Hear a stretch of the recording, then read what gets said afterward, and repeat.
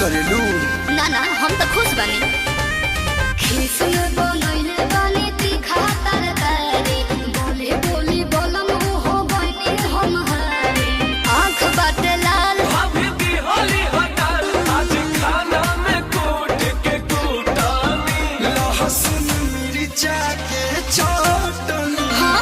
बारू हो धरम पतनी ढेर मस्का मत लगाओ मिर्चा के चटनी तू बारू हो धरम पतनी हे हे हे हे हटो हे हे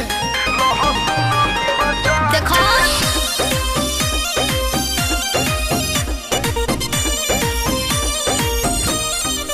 होटल बारो बनई नुकरानी ना हो। खाली अपने करेला मन मानी राजा तो हो गलत सोचती हो सही